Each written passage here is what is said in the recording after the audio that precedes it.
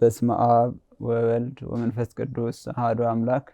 ይትባረክ እግዚአብሔር አምላከ አበዊነ ቅዱሳን አምላከ አበው ቀደምት አምላክ ጻድቃን ወሰማዕታት ቅዱስ እግዚአብሔር ይሰበህ ስሙ ለዓለመ ዓለም። ኪዳነ ምሕረት ወላዲተ አምላክ እግዝእትነ ማርያም ወላዲተ ሕይወት ወላዲተ ምሕረት ንሴብሐኪ ክቡር መስቀል ኃይለ ጸወን ዘኮንከነ ዕፀ ሕይወት ዕፀ መድኃኒት ንሴብሐከ። ቅዱሳን መላእክት ጻድቃን ሰማዕታት ደናግል መነኮሳት በበክብርክሙ ይደለክሙ ክብረ ስብሐት። ሰባቤቱ ለእግዚአብሔር ወልደ አስራታ ለወላዲተ አምላክ በሰላም እግዚአብሔር ፎሃደርክሙ ወስከዛቲ ሰዓት በጻክሙ ለይኩን ይታኮስ ስሙ ለእግዚአብሔር ለዛብጻነ እስከዛቲ ሰዓት። እንደ እግዚአብሔር መልካም ፍቃድ የቅዱስ ያሬድን ድርሰት መሰረት አድርገን እንማማራለን ማለት ነው። የሐዋርያት ጾምን የሰኔ ጾምን መፈጸሚያ አስመልክቶ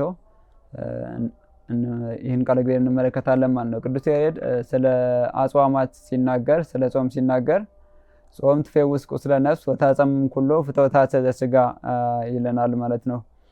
ይህም ማለት ጾም ትፌውስ ቁስለ ነፍስ ወታጸምም ኩሎ ፍትወታተ ዘሥጋ፣ ጾም የነፍስን ቁስል ትፈውሳለች፣ እንደዚሁ ሁሉ የስጋን ፍላጎት ሁሉ ዝም ታስብላለች ብለው ቅዱስ ያሬድ በድርሰቱ ሲያስተምረን እንመለከታለን። እዚህ ላይ የነፍስ ቁስሏ ምንድነው ስንል ያው ጾም ትፌውስ ቁስለ ነፍስ ብሏልና ነፍስ ደግሞ በምን ትቆስላለች ሲባል ያው የነፍስ ቁስሏ ምንድነው ኃጢአት በደል በሚሰራበት ጊዜ ይሄ ለነፍስ ቁስል ህመም እንደሚሆን ቅዱሳት መጻሕፍት ያስረዱናል ማለት ነው።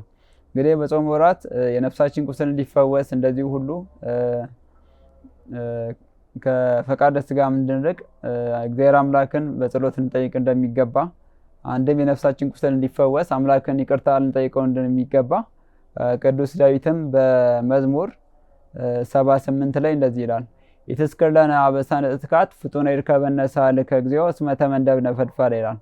ኢትዝክር ለነ አበሳነ እትካት፣ አቤቱ የቀደመው በደላችንን አታስብብን ብሎ ቅዱስ ዳዊት ይለምናል ማለት ነው። ይቅርታን ሲለምን እንመለከተዋለን። ፍጡነ ይርከበነ ሳልከ እግዚኦ፣ አቤቱ ይቅርታ ፈጥኖ ያግኘን ፈጥኖ ይደረግልን፣ አቤቱ ይቅርታ ፈጥኖ ይደረግልን፣ የቀደመው በደላችን ደግሞ ይቅር በለን ማረን አታስብብን እያለ ቅዱስ ዳዊት ይማጸናል ማለት ነው። እስመ ተመንደብነ ፈድፋደ ይላል፣ እጅግም ተቸገረናልና ይላል። ይህን እንግዲህ በብዙ መንገድ መመልከት ይቻላል። አንድም እጅግም በኃጢአት በበደል ውስጥ ወድቀን በኃጢአት መንገድ ውስጥ ሄደን ተቸገረናልና ወደ ጽድቅም መንገድ ልንመለስ አልቻልንምና የቀደመው በደላችን አታስብብን፣ ምሕረት ግን ይቅርታ ግን ፈጥኖ ይደረግልን ብሎ ቅዱስ ዳዊት ይማጸናል። አንድም ይቅርታ ሲደረግልን መልካሙን መንገድ የጽድቁን መንገድ ልንጓዝ እንችላለንና መልካሙንም መንገድ እናስባለን ሲል ነው። ስለዚህ በጾም ወራት ምስጋና ጸሎት እንዳለ ሁሉ የይቅርታ የንስሐ ጊዜም ደግሞ ሊኖረን እንደሚገባ ከዚህ እንመለከታለን ማለት ነው። ሌላው እንግዲህ ቅዱሳኑ እግዚአብሔር አምላክን ምሕረትን ሲጠይቁት ይቅርታን ሲጠይቁት ይማጸኑታል። ከዚህ በፊት እንደተመለከትነው በግብረ ሕማሙ ላይ ምን ብለዋል? አሙትኬ ለኃጢአትየ በሕማማቲከ ማህየዊት ይላል። ስለዚህ ይህንን እያለን በሕማሙ የተማጸንን በእናቱ የተማጸንን በቅዱሳኑ እግዚአብሔር አምላክን የቀደመው በደላችንን ይቅር እንዲለን ምሕረቱን እንዲያደርግልን ለምነው እንደሚገባ እንረዳለን ማለት ነው። አሙትኬ ለኃጢአትየ በሕማማቲከ ማህየዊት ሲል ማህየዊት በምትሆን ሕማምህ ኃጢአቴን አጥፋት፣ ኃጢአቴን ሻራት፣ ገደላት ማለት ነው። ማህየዊት የምትሆን ወይም ሕይወትን በምትሰጥ በምታድን ሕማምክ፣ ምክንያቱም በሕማሙ በሞቱ ነውና ሕይወትን የሰጠን። ማህየዊት በምትሆን ሕይወትን በምትሰጥ ሕማምክ ኃጢአቴን ገደላት አጥፋት ብሎ ይማጸናል ማለት ነውና ልክ እንደዚሁ ስለ እናትህ ስለ ወላዲተ አምላክ ስለ ቅዱሳን ምሕረትን አድርግልን እየተባለ በአጽዋማት ወራት ጸሎትና ልመና ይደረጋል ማለት ነው። ቅዱሳን ሐዋርያት እንግዲህ ከመሰማራታቸው በፊት ሁለት ሆነው በየአህጉራቱ በዓለም ዙሪያ ተሰማርተው ቃለ እግዚአብሔርን ከማስተማራቸው በፊት ስራቸውን በጾም ነው የጀመሩት። እግዚአብሔርን አስቀደሙ ማለት ነው። ጾመው ከዛ በኋላ በጸሎት ጠይቀው ነው ወደ ስራ ከመሄዳቸው በፊት የተሰማሩት። መጀመሪያ ጾምን አስቀድመዋል ማለት ነው። ስለዚህ እኛም ከዚህ የምንማረው ነገር ምንድነው? ማንኛውንም ስራ ወደ ማንኛውም ስራ ከመጓዛችን በፊት መንፈሳዊም ሆነ ስጋዊ ስራ ለስጋ የምንንቀሳቀስባቸው ነገሮች ይኖራሉ። እንደዚሁ ሁሉ መንፈሳዊ ተልእኮዎች ይኖሩናል። ወደ እነዚህ ስምሪቶች ከመሄዳችን በፊት ጸሎት እናደርግ እንደሚገባ፣ በጸሎት እየጠየቅን እንንቀሳቀስ እንደሚገባ ያስተምረናል ማለት ነው ይህ የቅዱሳን ሐዋርያት ታሪክ። እንደዚሁ ሁሉ ያው መሰማት እንዲኖረን፣ ግርማ ሞገስ እንዲኖረን አምላክን ልናስቀድም እንደሚገባ ማለት ነው። አምላክን ከፊት አድርገን እግዚአብሔር አምላክን በጸሎት ጠይቀን ጾም ይዘንበት ጸሎት ይዘንበት ወደ የምንሄድበት ተግባር መሄድ እንደሚገባን ከሚያስተምረን አንዱ ነው ማለት ነውና ቅዱሳን ሐዋርያት ይህንን ያስተምራል። በህይወታችንም እግዚአብሔርን እናስቀድም እንደሚገባ መጀመሪያ እግዚአብሔርን አስቀድመን በጾም በጸሎት እየጠየቅን መጓዝ እንዳለብን ከዚህ እንረዳለን ማለት ነው። ሌላው ምንድነው እንግዲህ እግዚአብሔርን ካላስቀደምን በጾም በጸሎት ካልጠየቅን ምን ይሆናል፣ ስራችን ምን ይሆናል የሚለውን ስንመለከት ነቢየ እግዚአብሔር ቅዱስ ዳዊት በመዝሙር 126 ያስቀመጠልን ቃል አለ ማለት ነው። እግዚአብሔር ይሃነጸ ቤተ ከንቶ ይጻምኡ ለይሃንጹ ይላል። እግዚአብሔር አምላክ ቤትን ካልሰራ አናጺዎች በከንቱ ይደክማሉ ይላል። እንግዲህ እግዚአብሔር አምላክ ካልፈቀደ፣ እግዚአብሔር አምላክ ፍቃዱ ካልሆነ ወይም በጸሎት ካልተጠየቀ፣ በጾም በጸሎት ካልተጠየቀ፣ ለምሳሌ ህንጻ ቤተ ክርስቲያንም ቢሆን እግዚአብሔር አምላክ ፍቃዱ ካልሆነ አናጺዎች የሚደክሙት ድካም ከንቱ ነው ማለት ነው።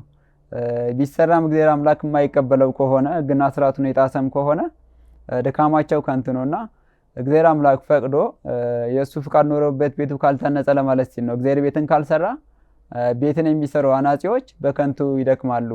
እግዚአብሔር ያዕቀበ ሀገረ ከንቱ ይተግኡ ለይሄሉ ይላል።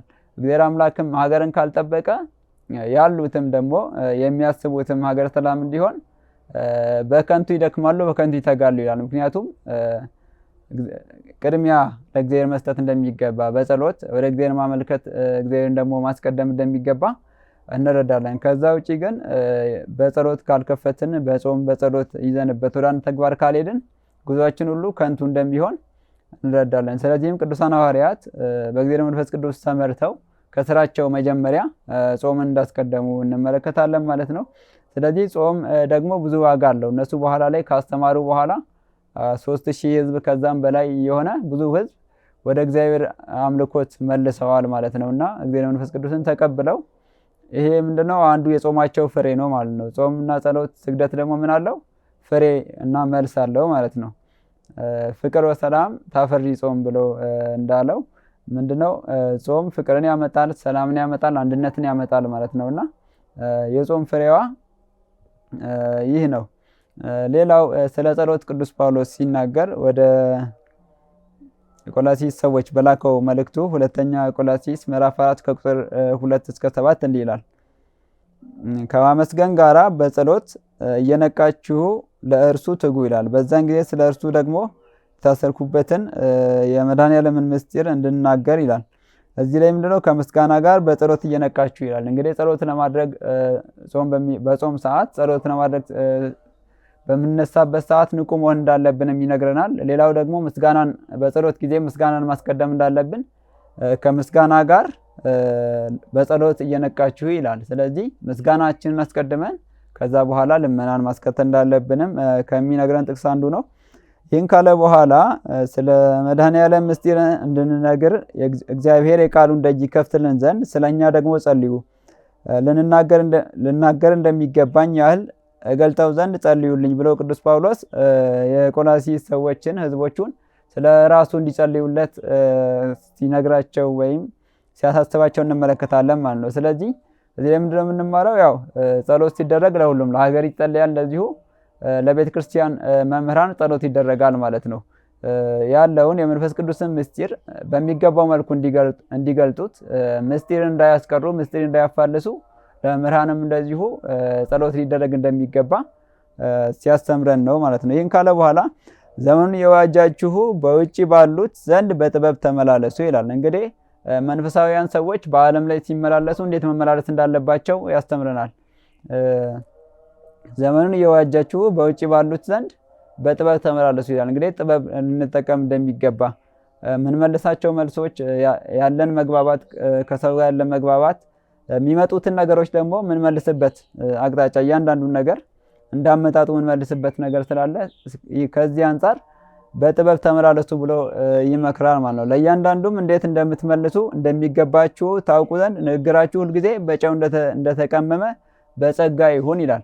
በጸጋ ይሁን ሲል በማስተዋል ይሁን። አንድም እግዚአብሔር አምላክን በማሰብ አንድም ደግሞ ጸጋ ሲባል ስጦታ ነውና እግዚአብሔር አምላክ በሰጣችሁ ጸጋ በሰጣችሁ ስጦታ በጥበብ የመጣውን በክፉ የመጣውን ነገር በመልካም እየመለሳችሁ ጥልም ካለ በክፋት የመጣው መልካም ሲመለስብለት ይረግባልና ንግግራችሁ ሁሉ እንደዚሁ በጸጋ ይሁን እያለ ቅዱስ ጳውሎስ ይመክራል ማለት ነው።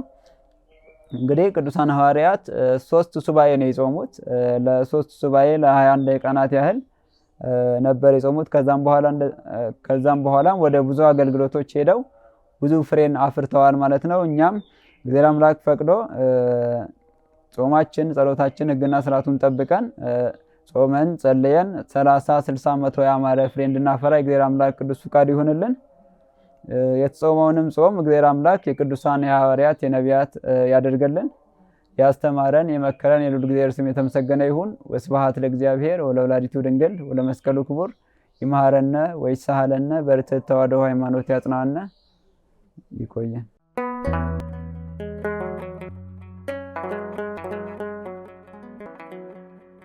ዘኢትዮጵያ